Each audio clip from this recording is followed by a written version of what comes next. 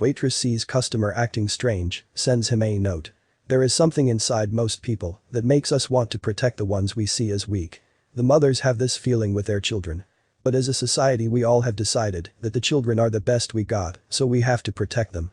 There are many stories on the internet where children are saved from danger by their parents. Today we have a story that turns this theme on its head, shocking the entire world. Our story begins in Orlando in an unsuspecting restaurant of Mrs. Potato. Flavane Carvalho was not scheduled to work that day, but because one of her coworkers called in sick, she had to fill in for her. She wasn't the kind of person that would deny helping someone that needs it, so when her coworker told her that she couldn't make it to work, she got there to fill for her in no time. It seems like it was her fate to be there. The whole day had been busy since it was the holidays, but Carvalho was used to this kind of chaos, so it was a piece of cake for her to serve everyone with a smile. Her supervisor commented that she is one of the hardest working employees in this restaurant. There have never been any complaints about her, and she is very punctual. That day Carvalho was going to prove her worth for good. As it was getting late, people had stopped coming to the restaurant. The people that were left were finishing their orders fast, paying their bills, and going home. This was Carvalho's favorite part of the day. She could take a breath and start cleaning the tables. It meant that her work was over. After an hour, there was almost no one left at the restaurant. It was the employers and a family. In the beginning, it looked like a normal everyday family. The two parents together with their two children eating. If it was another employee instead of Carvalho, probably he wouldn't have noticed anything out of the ordinary with this family. But Carvalho was there, and she quickly started noticing things that were making her suspicious of this family. Something was wrong. The first thing that tipped her off that something wasn't right was the way they were dressed. The family seemed to be wearing normal clothes and masks that they had removed in order to eat. The only one that was out of the ordinary was the young boy. He was still wearing his mask, and actually, he was wearing a hood. It seemed like he was trying to hide. Carvalho started paying more attention to this family. One thing that she realized was that everyone seemed to be having fun and talking, except the young boy. He was sitting in his chair without making a sound, like he was trying to attract as little attention to him as possible. The two adults were playing with the girl, not even looking at the young boy. After a bit of looking, another thing became apparent to Carvalho. She noticed that everyone was eating except the young boy. That is one thing that she couldn't understand. Why would they come to a restaurant if one of them wasn't going to eat, she asked herself. She wanted to make sure that everything was okay, so she decided to approach the table for a moment. Maybe she had misjudged the situation, and it was just that they didn't like the food. She approached the family and politely asked them if everything was okay with their order. After asking them, the family politely answered that everything was perfect.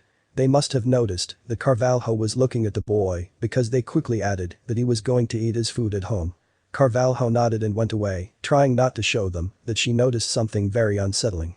When she looked at the child up close, she saw that between his eyebrows, there was a big scratch. Of course, she tried to rationalize what she just saw. She was telling herself that it is normal for kids to have cuts and bruises.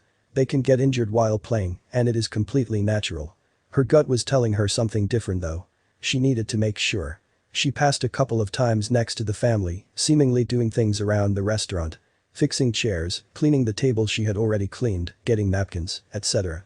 All these things, in order to get a better look at the young boy. If she wanted to sleep that night calmly, she had to make sure that everything was okay with this kid. After a couple of passes, she saw some evidence that her instinct was correct. Something was wrong with this kid. If this kid had just a cut, it could have been justified. But Carvalho noticed more things on the kid that were starting to make her feel sick. She couldn't believe what she was looking at. She didn't want to believe it. There were bruises on the side of his face and his arm. Carvalho tried to keep her calm. She thought that the life of a boy might be in danger. It wasn't the time to panic, she had to make sure that her suspicions were correct. She wished they weren't, but the signs were too obvious to ignore. This child looked like a victim of domestic violence. She had to do something.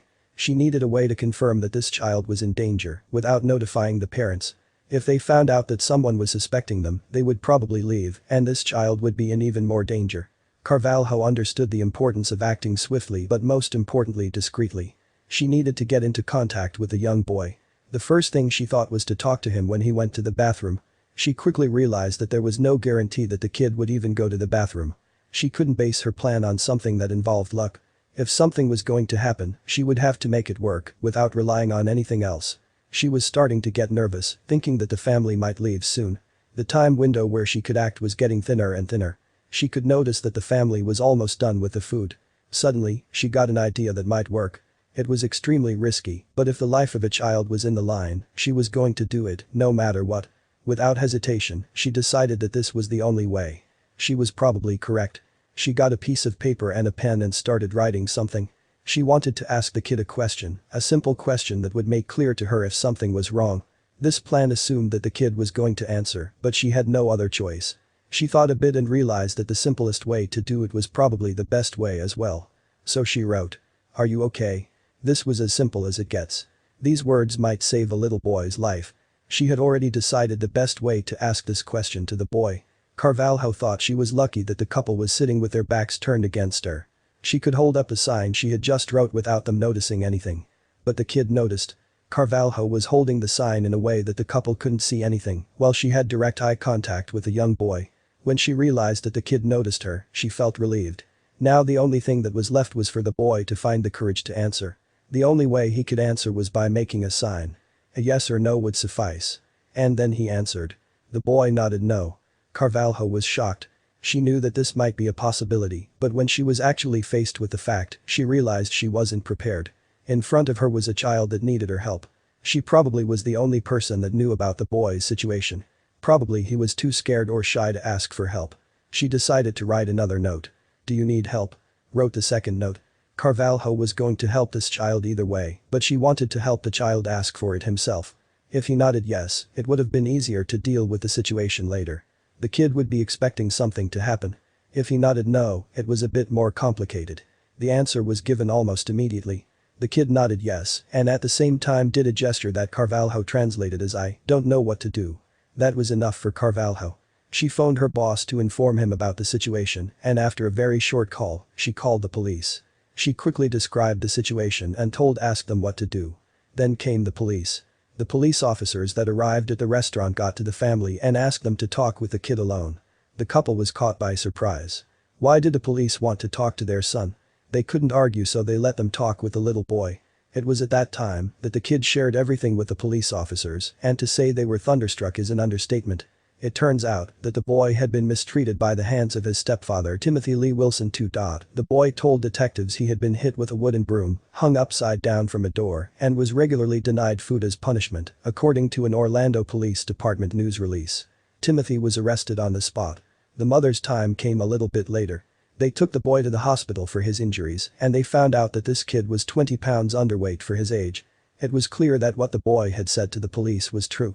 He had bruises across his entire body, and you could notice that they were done in different periods of time, which meant he has been suffering for a lot of time. There unfortunately more to this story. The boy told investigators he had been abused on Christmas Day, when the parents said Santa had suggested he be punished. The punishment included him being handcuffed to a furniture dolly with his hands behind his back with ratchet straps on his ankles, and was made to set himself free. He was also hung upside down from his ankles in a doorway with ratchet straps.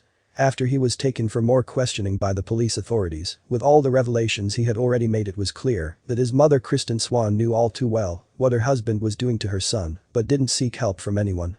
Kristen was taken into custody on January 6. What was happening in this house was strictly against the law, and both of the parents were going to face the justice system. Timothy was charged with 3 counts of felony aggravated child abuse and 1 count of child neglect. The boy's mother Kristen Swan is charged with 2 counts of child neglect. These people were clearly not fit to be parents. But there was the little girl of the family, who turned out to be Timothy's son. The authorities were worried about what they had done to her. This was the only good news of the whole situation. It turns out that they hadn't done anything to the girl.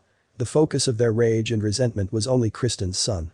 Of course, she was removed from their custody, and she was placed under the care of the closest suitable relative of the family. The investigator of the case was disgusted by the whole situation, but she had one thing to mention. If Ms. Carvalho would not have said something, when she saw it, that little boy would probably not be with us much longer. Thanks to the watchful eye of Ms. Carvalho, these kids were saved from their horrible parents. It was more than Carvalho could imagine that day, but she was thankful that she took the risk. In the end, there are some cases that we should stick our nose where it belongs. This story is proof that some people need our help, but maybe they cannot ask for it. It's okay to offer your help, just to be sure.